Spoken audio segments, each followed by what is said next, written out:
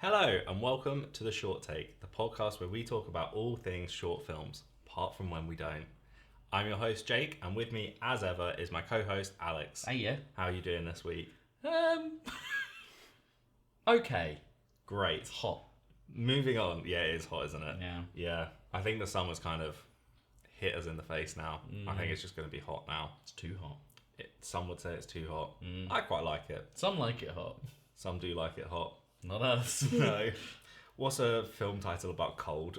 Freezing cold in Alexandria. Oh, Cool Hand Luke? Ice cold in Alexandria. Cool Hand Luke. Yeah. There's definitely something else. There's definitely one with the word ice in it, right? There has to be. Batman and Robin has Mr. Freeze in it. Day After Tomorrow, but the title doesn't indicate that it's about cold stuff. No, when I heard that title, I knew. I was Day After Tomorrow, winter, Winter, yeah. there's a massive global warming and how it fucks with the weather up. Yeah. Anyway, episode 5 of season 2. That's what we're on. Yeah. And the film we're looking at this week was picked by Alex, and it's called The Anniversary. Do you have a little synopsis for us before we get You to always it? ask this of me, and every time I do, and I just don't appreciate that you ask me in the way that sounds like I don't. Because you definitely had one before we started this, didn't you? Yes, I did. Yeah, you had it ready. Okay, so we watched The Anniversary, a short directed by Michael Lubin. It's about a housewife celebrates her anniversary in a very unexpected way. Interesting. So we're going to try something new this episode. We are. Instead of just rambling about the film like we usually do, we're going to break it up and we're going to talk about the good, and then we're going to talk about the bad, and then we're going to talk about the nitpicks. So things that don't necessarily fit into either category, that didn't detract from the film itself, but things that we picked up on, Yeah, which I'm sure there are some. definitely. Yeah. So do you want to kick it off with the good? Let's go with the good. Beautifully shot. Like, every single shot is like, well, I say every single shot. Nearly every single shot is like perfect. Yeah. Really, really good use of like visual storytelling.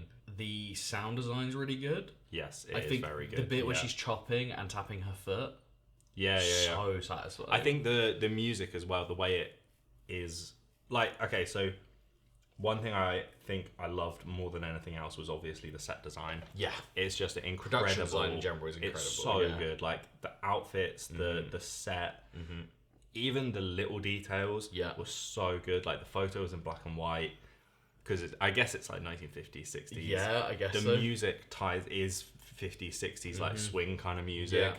The way that it transitions when the story turns a bit darker, I think that was really cool. Yeah, it was just like I think the directing and the shots and everything were really, really good. But I think the production design and everything really lends itself towards that. Like if you 100%. didn't have that, maybe it wouldn't be as good. Oh, 100%. in the Yeah, directing yeah. category. You know. Yeah, no, definitely. It's there's a lot of stuff going on to make it work, and Yeah. I think, it's just really, really fucking impressive. I'm so curious. I tried to look up like budgets and stuff like that, and like anything about it, and I couldn't find anything. No, nothing. Nothing. The guy's done a few other short films, I think. Okay. I'd be curious at looking at those maybe at some point. Yeah, it's very impressive. It is. I think it's really good to see like someone have obviously a budget. You know, like I reckon like at least $5,000. Something like that. At yeah, least. There's no way. Yeah, and instead of being like, oh, let's make like a 20-minute thing and put like, 20 quid on screen at each minute kind of thing, they were like, no, let's make a really short thing and just nail the things that we can nail. Exactly. And they really did. Yeah. Like they really, really nailed it. So good. There's nothing out of place in the set at all. Yeah, it's just a for lack of a, I'm trying to think of what the word is, like Yeah. self-control to like keep it to what it is, and to get every single shot matters pretty much. Yes, it like does. every single shot is motivated, and you look at it and you're like, oh, like the shot of her cutting and then it pulling back to the calendar, fantastic. And we watched this twice because it's only 3 minutes long. So I'm guessing you've watched it before. Yes. A couple of times maybe. Yeah, I don't know. yeah. I watched it twice today, and the first time I watched it, I was like, oh, it's not really like. It took a minute to get to the point of like what's happening, but on the second watch, I was like, actually, no, it's fine. Like it gets there so quickly. It the pullback in the calendar saying happy anniversary is like the third shot or something. Yeah, I think so. It's pretty quick. And then the bullets on the table is I love really that. I love that interesting bit. design bit. I think I want to come back to that in nitpicks. I do as well. I really love that visual storytelling. Also on the calendar, it said supply run. Oh, I one of didn't the spot other that. days. That's interesting. It's the only other thing written on the calendar. Yeah, so it says supply run, and then a couple of weeks later it says happy anniversary. That's cool. I like that. I don't know if you want to transition into the bad now, Do we? or if there's anything else you really want to talk about. I don't know if this is good or bad, so I think this may be a good transition point. Yeah. The makeup on the zombie, Yeah, I agree. Not great. it isn't great, but they may have been doing that Wes Anderson thing of like using makeup from the period. But then I think maybe that's a cop I out. think that's a cop out personally. I don't think it's awful makeup. I think it's No. more to do with the lighting. I didn't love It the shows red it light. too much. Yeah. And like I get that they, like the red light has a place in it, and like they set it up with the being the thing above the door. Something about the red light just didn't work for me. It's very, I don't know what it is, but something about when I see colored lights. I think I said this in a previous episode when we watched a student film. It just always strikes me as a student film thing. You have Okay. like colored lighting. It's like, why colored light? Like, it's just dumb. Like, it's very rare that you get away with colored lights, in my opinion. And I think in this situation, for me, it detracted a tiny bit. Okay. It just made it seem a bit cheap looking, considering the rest of it. Yeah, I think the biggest problem with the zombie and the makeup and stuff is there is too much light, and it makes it like you can see all of the makeup, and you can see what, like, he has painted teeth on the side of his face, which is obviously meant to be like a decomposed face. But like, you know, Doesn't sell super it doesn't sell it because there's too much light on it, and you can see that it's painted on. I think the plate of food as well, could have gone for something more grotesque looking. It's just flour, isn't it? I think it's just flour and water, and then Yeah, food it's just coloring. like red. Like, Yeah. I could have gone for something that looks like gross. Yeah. Because I think it would have also added to the aspect of her when she does that. Obviously, it's like there's just a plate in front of her and her revealing it, and you're meant to be like, "Whoa, what's that?" But like, it doesn't look obvious enough what it is. yeah, I think for you to especially be with like, the "Oh, other what's things behind the building door?" up to her doing weird stuff. Yeah. I think it just would have been cool to have like a proper grotesque plate, and you should be like, "Oh, what the fuck is going on?" And then for it to reveal. But instead, you're just like, "Oh, what is that?" Like. Yeah. Actually, just a quick note on something good as well. I love that the transition of the music going from like nice and cheery to really dark was her pouring the wine too long. I love that was the point that they did it instead of a bit later. In nitpicks, I want to talk about that. Okay, cool. I think the only other thing that I'm like bad, quote unquote, though I do think it transitions slightly into nitpicking because I do feel like obviously the film's very well made. I think the end shots when he comes in as the zombie Yeah.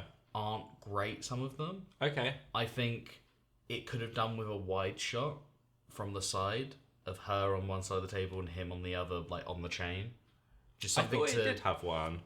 not a proper one. Like it does at Okay. the very end, I think. Just But before it goes like, to the photo. when he comes out of the door, it's from her perspective. You see him run towards the camera. Yeah. Then we see a close up of her and a close up of him.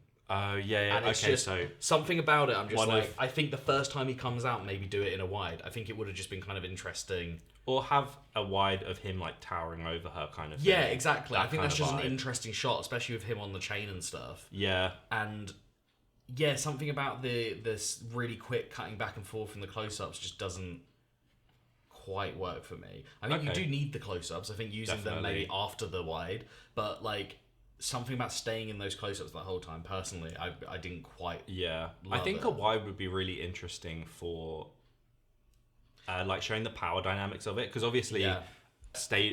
what's it called, blocking wise, Yeah. he is towering over her, he has the Yeah. power, but really you know that she does because he's on a chain. Yeah. She has this like electric thing. And I think you could. So imagine like we go to the wide. She presses the button. You hear the grrr. Yeah. Cut to the wide. The door smashes open. He comes running out. Like, grrr. And then hold on the wide of her just sat there kind of chilled out as he's like frantically Yeah. trying to get at her. And Yeah. just hold that and like have silence essentially other than like the sound of him going. Yeah. And then have like do the close-ups. Then have it be like, ugh, press the button for the electric thing. Cut back to the wide of him crumbling to the ground with the thing. Yeah. And again, it's that power shift immediately where like he was towering Yeah. over her, now he's on the floor. I do like the running into the camera. I feel like there is a medium ground where you can use both. 100%. I think something about the way it was done. I think maybe it comes down to the lighting again. And again, I think this is nitpicking now at this point. Yeah, yeah. We've gone from bad to nitpicking. Yeah. I think something about the lighting with the red makes it look weird to me. It almost feels like I'm looking it made it feel like a set suddenly. I don't know why, but something about the red lighting on him when he comes running out the door at her made it look like I wasn't anymore in this house. I was now on a set. Right. I don't know how. I don't know. This is like a subconscious thing. Yeah. Something about it makes me go, okay, this isn't a normal house. Yeah. This is a set. Okay. I don't know why. Yeah, sure. But yeah, no, it's a weird one. I think the only nitpick I have to do with the is to do with the wine bit. Oh yeah. Saying about. I think the music changes too quickly. Okay. I think you should hold on her pouring the wine, have a whole shot of her pouring out the entire glass first of all, because it zooms into her face and then back to it, and it's like just filled up. I think hold on that and just let her pour it. Yeah. Let the audience slowly be like in that scene and just be like, oh, she's not stopping. Yeah. Like, because there is that moment where you're going to realize it. Because at first it's just she's pouring a bottle, but as soon as she starts pouring it, the music starts to go weird. And then as soon as the music starts to go weird, you know what's happening. You're like, oh, she's going to keep pouring it because like we've seen films and that's what happens. Yeah. So therefore, like I feel like it needed to hold on her pouring it and then wait a minute, like hold, then start fucking with the music and making it weird, then pull up to her face. Okay, yeah, no, I do agree with that, yeah. That's super nitpicky. Yeah. But that's, in my head when I was watching it, I was like, yeah, it's a shame they did that. You need the visual indicator that something's wrong before the music tells you something's wrong. Exactly. Yeah. Yeah. Yeah, no, I completely agree with that, actually. Still very well done. But Yeah. like, A couple of my nitpicks, some of them are good, some of them are bad. yeah. The bullets on the table was a really cool shot. I really wanted one other shot Where something weird was like, where something was like 100% out of agree. place. Yeah, I was thinking like the same thing. supply run on the calendar is a good indicator, Yeah, but you didn't even barely spot see it. I've seen it 3 times, I think now. Yeah, I saw. So the first time we watched it, I saw that there was something else on the calendar, and then when we watched it again, I was like, keep an eye out for what's on the calendar. But I wanted something else. I wanted at least one other shot of something out of place. It would be kind of cool maybe to get a shot of her like washing something, like the clothing, and you can see it's got like a blood stain in it, like, something like that. Or like the windows boarded up in the background, Yeah, something weird something like like that. that. That'd be where you're cool. like, oh, why is that like that? Yeah. Where did she get the flesh from? I mean, That's so dark. yeah, that's like, kind of cool though. It is, yeah, no, it's really, it's like That's another thing. It could be that she goes to get meat from the basement. that's what I think the supply and we see run her kind walk of- out, yeah. and then you just like see her walk through a door, and we don't go in with her. We just stay outside, but you hear inside maybe somebody maybe like talking, and then That- she comes back out, and you're like, "Hang on, what is going on?" And then like you get the rest of it. that might be too much. Maybe, But I like that idea, This is but I fun. think it Like- might be too much. yeah.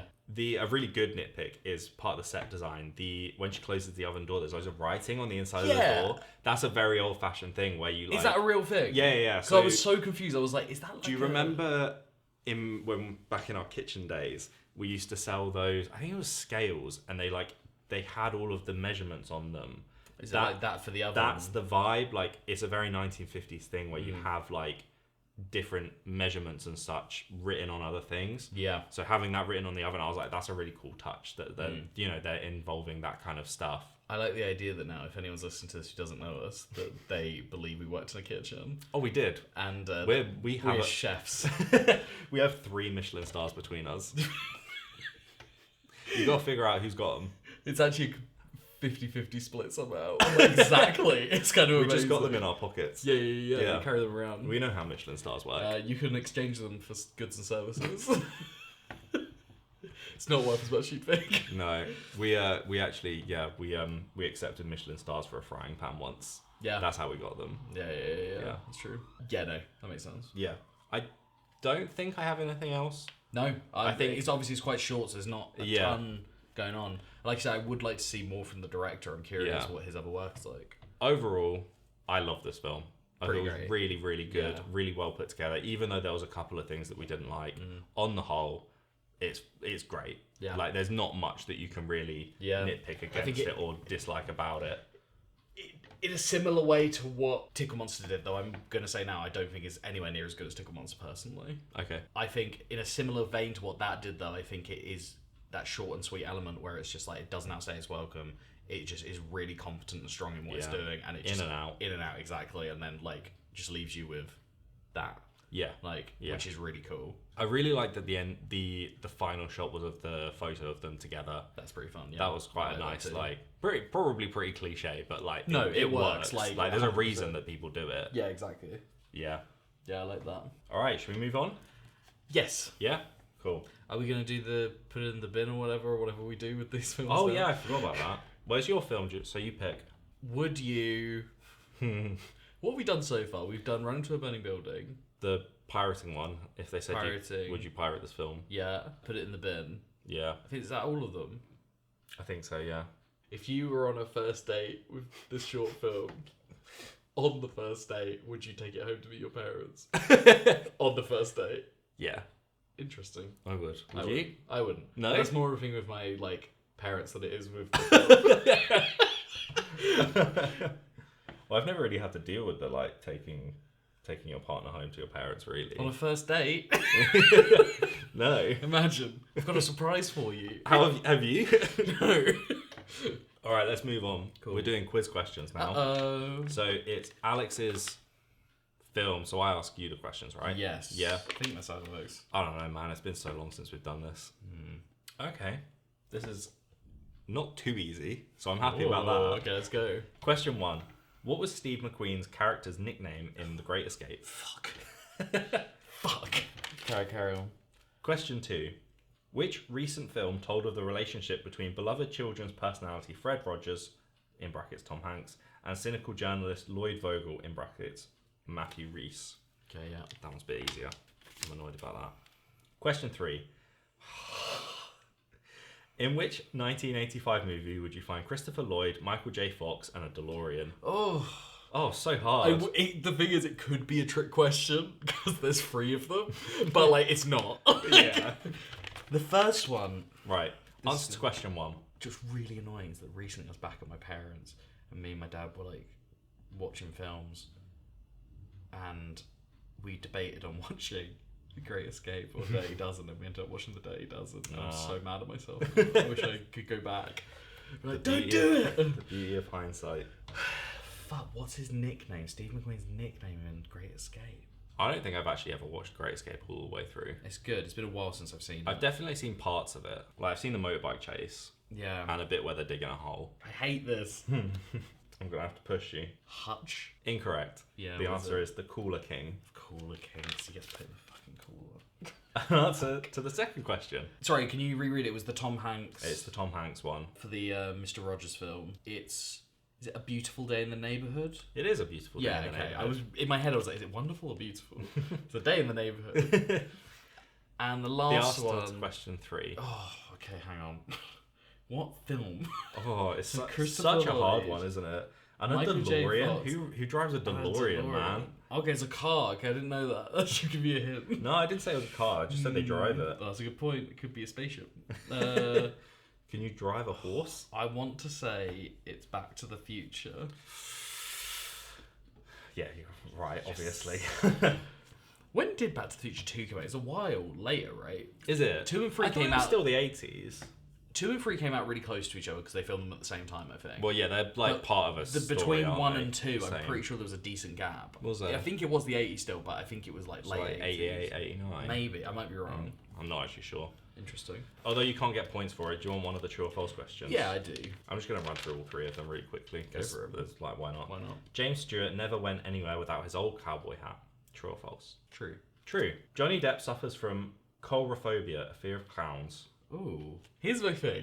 I don't know how tricky this book is. Yeah. And part of me is like, why would they make that up? Like, what a weird thing to make True or up. false questions are like usually really easy to tell because you're like, you wouldn't make that up. Yeah. Do you know what I mean? Like, But then this could easily be made up. but at the why? same Why a time. fear of clowns? What's that got to do with Johnny Depp? Did he make a film about clowns? No, but that's what I mean. Like, it's something that is like, is Like a it? good made up one would be like, you know, he's got a fear of pirates or something. Yeah, true. Yeah, it's true. Gerard Butler married his first wife when they were both just 16 at Gretna Green. True? False. Does it say what the real thing is, or is it just... No, it just says false. Okay, so now we know how tricky this book is. Like, because that's a weird one, right? Like, Yeah, it's that really specific, which makes you think it's true, but it's not. But it rhymes. When they were both married, just 16 at Gretna Green.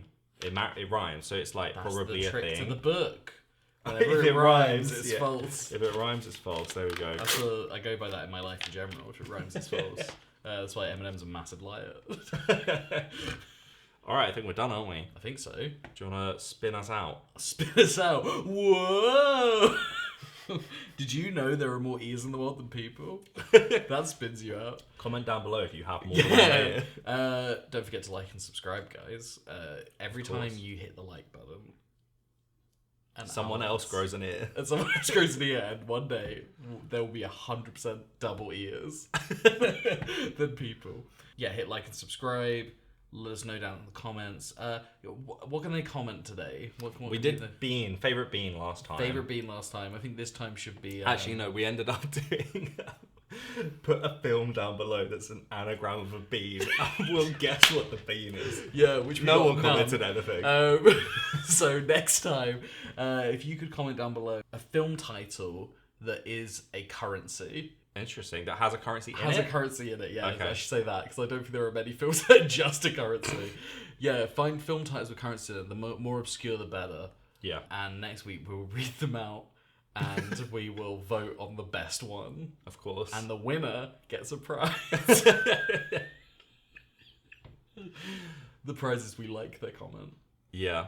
We'll say... we pin it, whatever it is. We'll maybe say their name next episode. Maybe. Not guaranteed. We'll see how we feel. Yeah.